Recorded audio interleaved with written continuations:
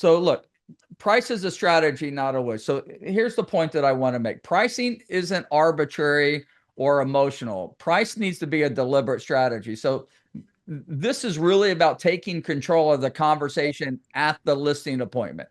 So when you're meeting with a seller, you're the expert that really understands what the market dynamics are. You're not just someone suggesting a number.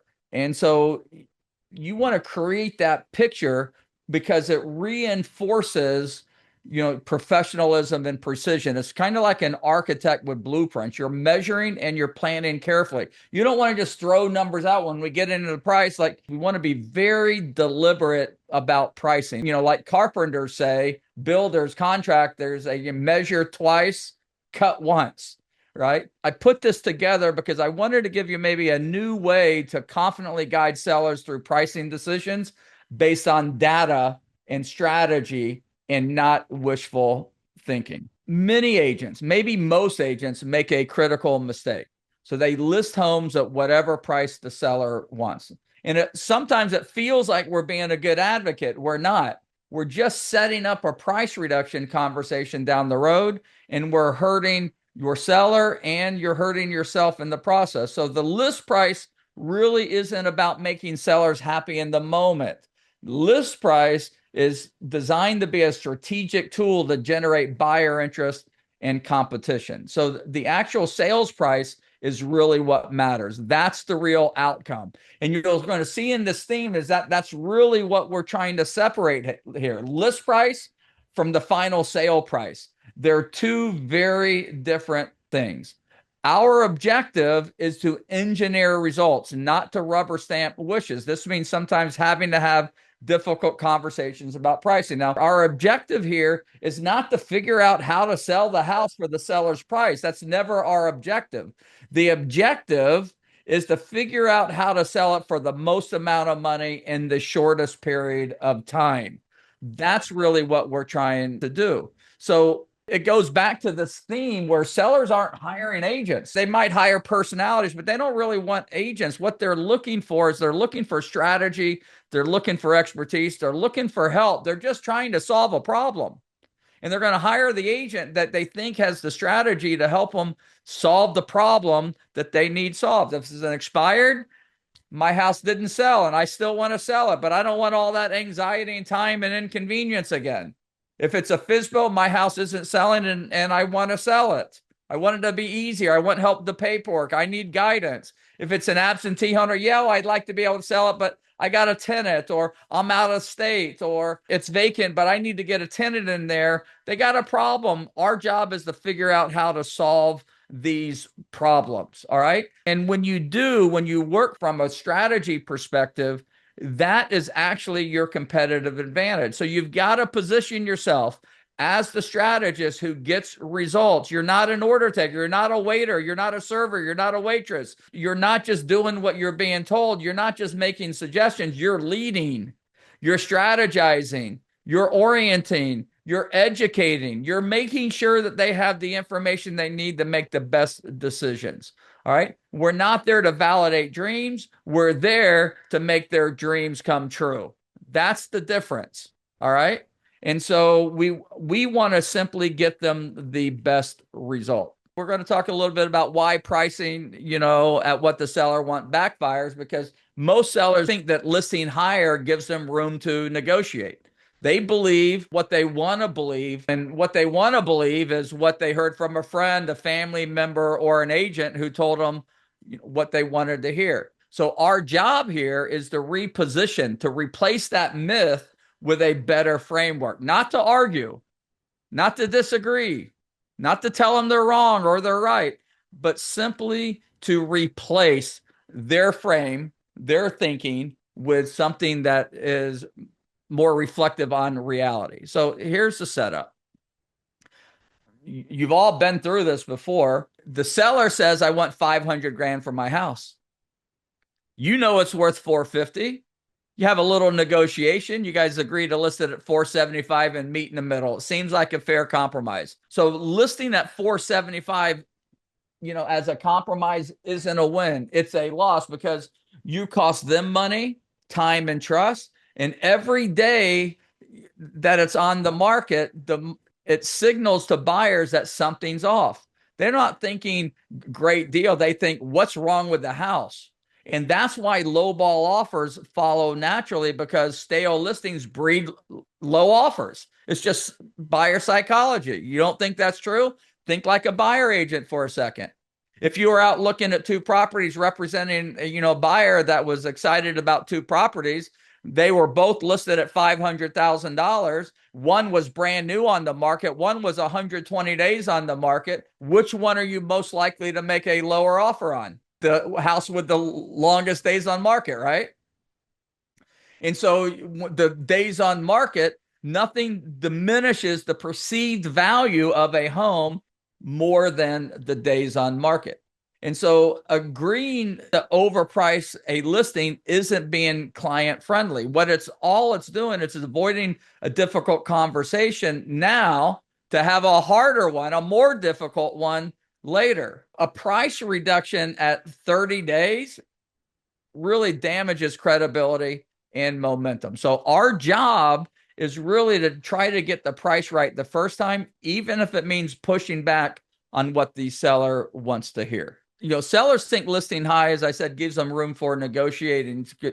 We all know what sellers think. They're like, we can always come down in price. They can just make me an offer. I'm not in a hurry. I'm not in a hurry. Nothing costs a seller more money than those words. I'm not in a hurry. When I hear a seller tell me that, I almost always respond as, that's the most expensive thing you can say. You're not in a hurry. They're like, why? I said, well, because if you're not in a hurry and you put it out on the market and it's on the market, it just diminishes the perceived value of your home. If you're not ready to sell the house, you shouldn't put the house on the market, unless you want to sell it for less than what it's actually worth. And that usually provokes a conversation like, what do you mean? And we get to talk about price as a strategy. And so even though sellers say these things, to them, it sounds logical and it feels safe, but it just doesn't work that way. The real consequences of overpricing are fewer showings from qualified buyers, less competition and urgency in the market, and ultimately a worse financial outcome. You can't negotiate from a position of strength if you're not getting showings, if you're not getting calls. So our role as agents is not to argue against their belief directly. Instead, we've got to give them a better framework to think about pricing as a strategy. That sets up why strategic pricing actually generates more offers and better results. I want you to learn how to deliver this script, word for word. It's really designed to shift the conversation from price to strategy. You all should memorize this. It should be part of every pricing conversation that you have when there's any disagreement with how to approach price as a strategy. So I like to use my hands when I have this conversation, whether or not I'm on Zoom or we're face to face. So here's the question. Have you ever seen a home that was listed up here and sell down here? The universal answer is what? Yes. But you have to wait for the yes. And then I reverse it. Have you ever seen a house listed down here and sell up here? They say yes, but you got to wait for the yes. Well, Mr. Seller, that's 100% proof that asking price has nothing to do with sale price. Asking price has nothing to do with what the final sale price is going to be. And let it sink in. All right, so let's go through this. So more succinctly, have you ever seen a house priced up here and sell down here? Yes. Have you ever seen a house priced down here and sell up here? Yes. Well, Mr. Seller, that's 100% proof that the asking price is not what the final sale price is going to be. So the real question here isn't what number we put on the sign. It's not the number we're going to list it for. The question is, what strategy is going to get you the best result?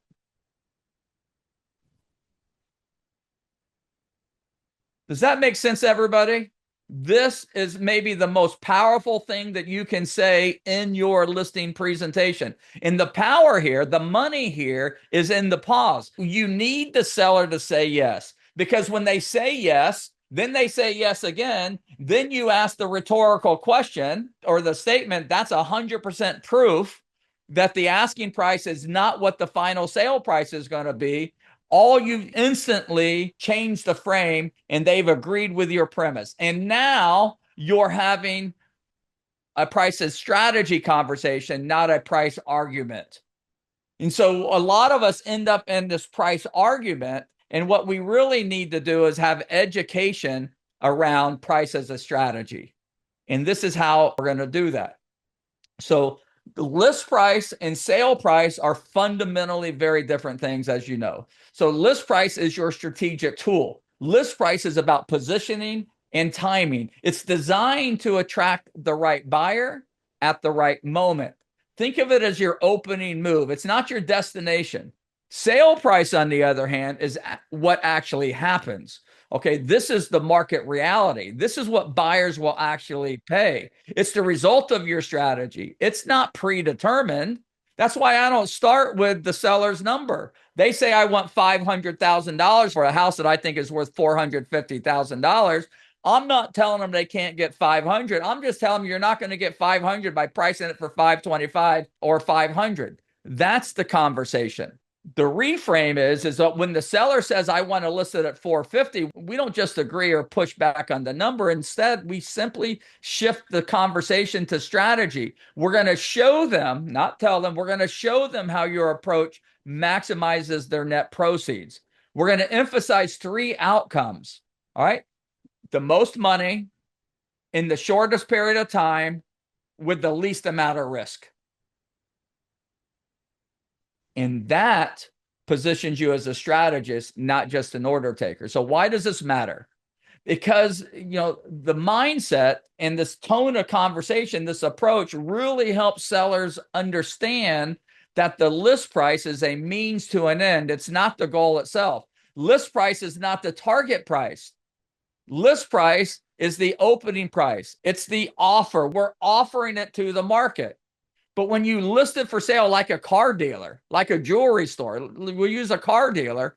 Does anybody go in there and offer more than list or under list? When you have an ask price, you're making the opening bid. But when you offer it, you're letting the market make the opening bid. So pricing the home right below market value is not lowballing the seller. It's positioning the home as the best deal on the market for 1 week. We're just telling the seller, we just want to position it on the market for 1 week. That's all you need. 1 week of being the obvious choice in that price range. Now, I know this sounds counterintuitive for sellers, and I often tell sellers, I know what I'm getting ready to say is going to sound counterintuitive, but hear me out. The lower the list price, the higher the sale price. In this market, and when I say this market, I really mean any market, but in this market, you cannot underprice a house because the market will bid it up. But if you overprice it, it will sit on the market until the price is reduced. And even when it's reduced, it will sell for less money than it would have originally sold for had it opened with the right price. That's the reality. That's the disservice that you're doing with your seller by not at least trying to help them understand that. All right. And so when we're talking about pricing strategically, we're not just trying to match the market or price it aggressively high. When people say, I talk to agents all, well, I priced it right. And I said, well, define what right price is. So everyone's got a different opinion of what proper pricing is. Well, for me, proper pricing is pricing it right below market value. 2%, 5%, but under market value. I want to make sure that if anybody's going to this part of town looking for this type of house in this price range, my listing is going to be on that list. Because I'm not trying to sell the house. I'm simply trying to get traffic. If I can get showings, I'll get offers. If I don't get showings, I won't get offers. Pretty obvious, right? The mission is not to sell the house. The mission is to get showings. And when you get showings, everything else takes care of itself. You're going to get the offers. And when you get the offers, then the competition is going to drive it. I'm here to tell you, not that I'm suggesting that you do it, but if you listed every price for $1, you'd end up selling it for above market value every single time. $1. Price has nothing to do with the outcome. The only reason you don't price everything as $1, you want to kind of get it near the price range that you're looking for buyers there, right? So you price it in the range where you know buyers for this type of property are looking. That's your target audience. Otherwise, you get a whole bunch of riffraff. So, if that weren't the case, I would just price everything for $1 and let the market do it. I ought to do it one time just to prove my point. All right. But for me, I don't want 100 offers. I just want 3 or 4 serious offers. Right? Make sense? And so that's the reason why I do it. So I don't want to just price it where everything else is. And when I'm talking about it's price where the market is, I'm not talking about everything that's listed. I'm only talking about what's sold. So when I'm making a pricing decision, I'm only thinking about what is sold, not what is listed. I'm not worried about the listed stuff. That's aspirational. Where the market is where the solds are. And you will see a gap between average sale price of the stuff that's sold and average list price, the stuff that's not sold. All right, there's a gap. When those sellers close that gap, those houses sell. Right? And that's what we're trying to do. We're trying to get out ahead of the gap. And so, if we position the home as the clear best value in the price range in the neighborhood, that will create the urgency. It will create the perception of opportunity. And when you combine that with not allowing showings Tuesday, Wednesday, and Thursday, that creates the scarcity, urgency, and fear of loss that causes buyers to do 2 things: write their offer fast and write their offer for more money than they might otherwise have written it if they perceived there was no competition for the property. And so what we're simply trying to do is create competition, get multiple buyers bidding against each other to generate above list price offers. So you're not leaving any money on the table. What you're doing is you're orchestrating an auction where the market itself pushes the property higher. Which seller has more leverage? The seller with that price low with multiple offers, or the seller the price high with 1 or no offers? Which price is more risky? The seller who's priced it lower to get multiple offers, or the person who priced it high to get no offers or few offers? Which is going to sell faster? Which is going to sell for the highest price? Right? The low price wins on every one of those questions. There's no downside. The only downside is seller fear. And that's ultimately the objection we're coming up. Because if you can remove the fear from the seller, if you can remove the anxiety, if you can remove the uncertainty, if you can help them understand that they're in complete control, they're not turning over control to the market. They're simply asking the market to respond with what the market value is. And the only way to really know what market value is multiple offers, competition. Right? True or false? So one of the questions I asked, and you guys can incorporate this, I said, Mr. Seller, I generally work with 2 types of sellers. I've got the seller that's got to get 500 grand. And if they don't get 500 grand for their house, they're not going to sell. And then the other type of seller is the seller who would love to get 500 grand, thinks 500 grand is the right price to offer it to the market as, but at the end of the day, they just are really focused on figuring out what the right strategy is to get the most amount of money so they don't feel like they left any money on the table. Which category are you in? Are you only selling if you get 500,000, or are you just trying to figure out how to get the highest price for the property, ideally with multiple offers, so you know you didn't leave money on the table? 98.7, I made that number up. Most sellers will say, no, we just really want to figure out what the highest price we can get for the property so we don't leave money on the table.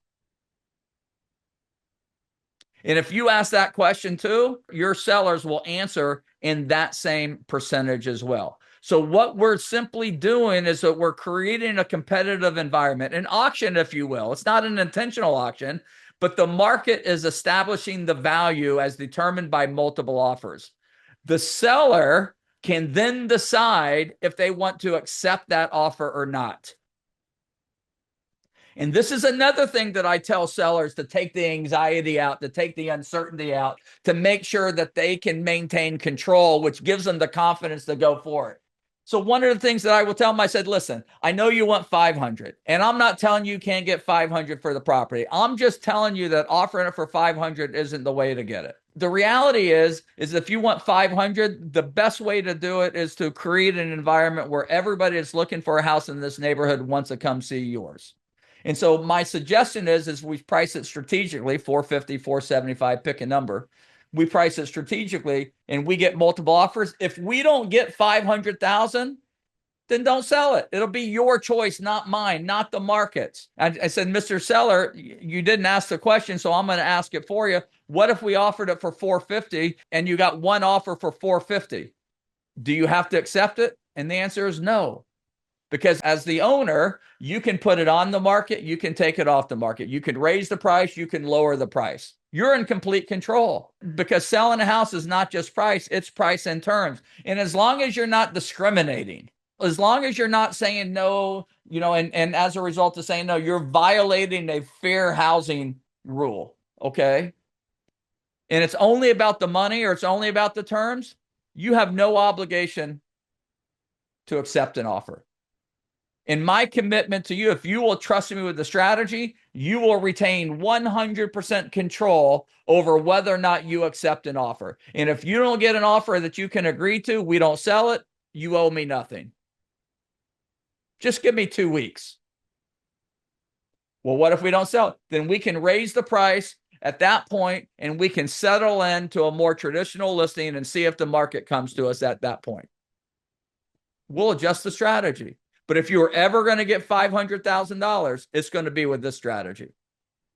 The worst thing that'll happen is that you're going to know exactly what the market is willing to pay, and you'll have the option to select one of those options or not. You see how I take away the fear by making sure they have control? So the person making the first offer is at a disadvantage. They set the ceiling, not the floor, right? If you were selling me something worth $1,000, let's say a watch, okay? You had a watch that you wanted to sell. And you said, listen, you want to buy it? I said, I don't know. I said, just give me $1,000. You think I'm going to say yes, or I'm going to say, would you take 600, 700, right? I'm going to counter with something lower, right? But if I say, listen, I got a watch, it's worth $1,500 or so, you can't buy a brand new one for $1,500. What will you give me? I might open the negotiation. Well, I'll give you $1,000 for it. And then the counter offer is going to go, well, what about 12? Right? Whoever makes the first offer is at the disadvantage in the conversation. True or false? This is why, negotiation experts don't want you to put forth the offer first. Okay. It's also the only time that might work. And I don't see it work all the time. There are some people, the president of our United States is one of those who makes an ask so high, knowing that he's never going to get it, just to get a counter off that's in the range that he wanted to get in the first place. I'm not making any political statements here one way or another. I'm just giving you an example of a negotiation style. So one negotiation style is if you want 1,000, ask for 10,000 and go from there. That's not the way I do it. I would much rather get somebody to make the offer. So there are two approaches right here. Okay. The person making the first offer is at a disadvantage. That sets the ceiling, not the floor. So there are two approaches that are shown here. So you got the offered price. That's where you list it attractively and you wait for competing offers and you sell above asking. Or you can do the asking price strategy where you list high and you hope for showings and you accept a below asking price offer. So strategic pricing, okay, creates competition among buyers, and when you price it right, you generate multiple offers. More buyers competing equal more offers equal a higher final price. This flips the seller anxiety into confidence because they're worried about getting offers. Now they're not worried about getting offers. Now they're positioned to choose the best one. So when you use this as framing and talking to sellers at the kitchen table, it's basically going to resonate because it addresses their real concern, which is maximizing their sale price through smart positioning, not desperation pricing. This is what actually happens when a home is overpriced.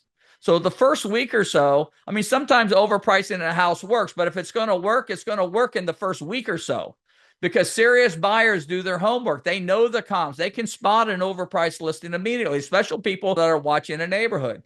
And so when a new listing comes online, even if it's price high, yes, you're going to see a spike in online views from curious browsers, but that drops like a rock. Okay. And the informed buyers just move on. And then after 3 or 4, traffic, slows to a snail's pace, right? It dies literally. And the listing starts to become stale in the market. And then buyers start wondering why it hasn't sold. That's the perception that reduces the perceived value of a home. And that perception is hard to shake even when you ultimately correct the price 30, 60, 90 days later. All right. And then once you get to 30 days, then the inevitable price reductions start to happen. I mean, we talked about it a couple of weeks ago. We saw that 51% of houses sold had 4 price reductions. 51%. That's how ubiquitous this strategy is. I mean, it's broken. When you start reducing after 30 days, there's a problem. Now the listing starts to look damaged because buyers are assuming there's something wrong with the property, not just the pricing. And then after 60 or 90 days, it finally sells, but then it sells for less than what it would have sold if it had been priced right from day one. Not to mention the seller had to deal with months of stress and uncertainty. So overpricing doesn't protect the seller. It actually costs them money and it causes unnecessary stress and anxiety. That's not doing right for your client. We're not even talking about the damage it does to your reputation. Do you want to have a reputation for selling houses fast with multiple offers above list price, or a reputation for having long days on market with multiple price reductions? Which shows competence? Which shows expertise? Which demonstrates professionalism? Which attracts more sellers? This is critical. It's not about the house. It's about building a career. So this is how we're going to do it, guys. So this is about delivering the best possible outcome for your seller. And it comes down to one thing: strategic pricing. There are 3 key benefits working together. The most money. So when you price strategically, you're going to create competition among buyers, and that competition drives the final sale price up. It's that simple. But you're also going to sell it the fastest. So the right price attracts serious qualified buyers immediately, especially in that critical first week when the listing gets the most attention. That's when it's the hot new property in the market, and that's when you will get maximum visibility. And third, it represents the least risk because strategic pricing eliminates the problems that plague overpriced houses, and it gets sold without price cuts, and it doesn't become a stale listing with diminishing perception of value. And you're not getting any desperate lowball offers that a seller is forced to consider because they're not getting any other action. But that's exactly what will happen once the buyer smells weakness. So the bottom line is strategic pricing optimizes all 3 of these outcomes. And these are all 3 desirable outcomes for every seller. You just have to kind of explain it to them. And so the emotional pricing, which is where sellers are coming from, that's based on what the seller hopes to get rather than what the market reality. It sacrifices all 3. So when you price based on emotion, it costs money, it costs time, and it poses significant risk to the seller. And your job is to help sellers understand the best outcome isn't about starting high, it's about starting right. So I want you to lead with the visual comparison. Okay?